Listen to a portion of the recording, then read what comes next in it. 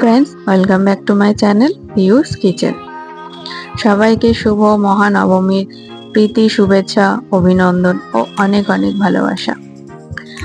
আশা করি সকলে খুব ভালোভাবে পুজো কাটাচ্ছেন। আমরাও খুব ভালোভাবে পুজো কাটাচ্ছি। পুজোর মরশুমে আমি নিয়ে চলে এসেছি নিরামিষ পনিরের একটি রেসিপি। এটি খেতে দারুণ হয়। এটি আপনারা রুটি, লুচি বা পরোটার সাথেও সার্ভ করতে পারেন। তো চলুন দেখা যাক। প্রথমে আমি একটা ভাজা মশলা বানিয়ে নেব। শুকনো কড়াইয়ের মধ্যে আমি দিয়েছি 10 থেকে 12টা মতো গোলমরিচ, একটা শুকনো লঙ্কা আর 1 চামচ গোটা জিরে, আর দেব 1 চামচ গোটা ধনে। এবার এগুলোকে ভালো করে নাড়াচাড়া করে ভেজে নেব। গ্যাসের ফ্লেমটাকে অবশ্যই মিডিয়াম আঁচে রাখবেন, নয়তো বেশি পুড়ে যাবে। এবার এগুলোকে নাড়াচাড়া করে ভেজে নিলে নামিয়ে নেব। ঠান্ডা হলে আমরা এটাকে একটা পেস্ট বানিয়ে নেব। এবারে কড়াইয়ের মধ্যে দিয়ে দিচ্ছি সাদা তেল।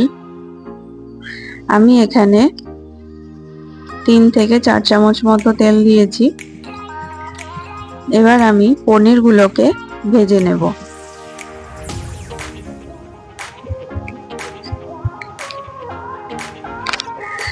পনিরগুলোকে খুব বেশি ডিপ ফ্রাই করব না, জাস্ট হালকা একটু ভেজে তুলে নেব।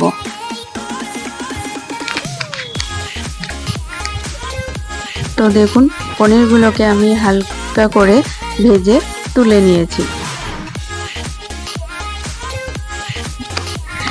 এবারে একটা মিক্সিং জারের মধ্যে আমি নিয়েছি 2টো মিডিয়াম সাইজের টমেটোকে এরকম ছোট করে কেটে নিয়েছি,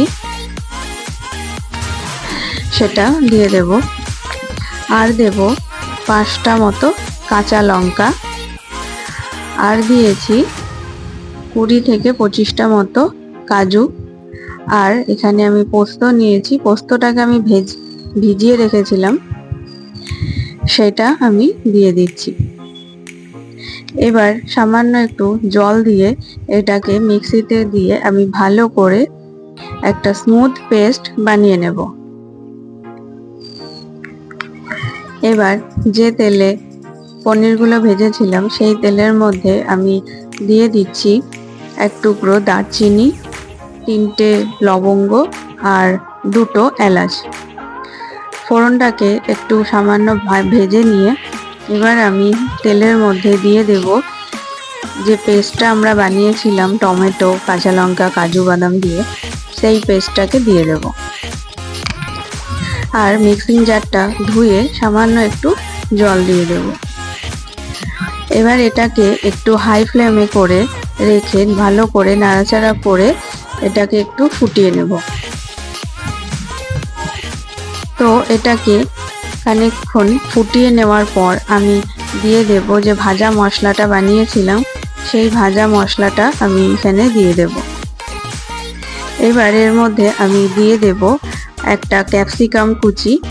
ক্যাপসিকামটাকে আমি চৌকো করে কেটে নিয়েছিলাম, সেই ক্যাপসিকাম কুচি আর কয়েক টুকরো টমেটো চৌকো করে কেটে রেখেছিলাম, সেই টমেটোটা দিয়ে দিলাম। এবার এটাকে ভালো করে নাড়াচাড়া করে মিশিয়ে নেওয়ার পর আমি দিয়ে দিচ্ছি পরিমাণ মতো নুন, আর দিচ্ছি 1 চামচ মতো চিনি। এটা একটু মিষ্টি মিষ্টি টাইপের হবে, যেহেতু এটা রুটি পরোটার সাথে খাওয়ার, তাই এটা একটু মিষ্টি মিষ্টি হবে। এবার এটাকে ভালো করে নাড়াচাড়া করার পর আমি ভেজে রাখা পনিরগুলো দিয়ে দেব। পনিরগুলো দেওয়ার পর আমি ভালো করে আবারও নাড়াচাড়া করে গ্রেভির সাথে মিশিয়ে নেব। ভালো করে গ্রেভির সাথে মিশিয়ে নেওয়ার পর গ্যাসের ফ্লেমটাকে মিডিয়াম আঁচে রেখে আমি এটাকে ঢাকা দিয়ে রেখে দেব কিছুক্ষণের জন্য। ঢাকা খুলে নেওয়ার পর আমি এবারে দিয়ে দেব কসুরি মেথি। মেথি পাতাটা দেওয়ার পর আবারও ভালো করে একটু মিশিয়ে নেব।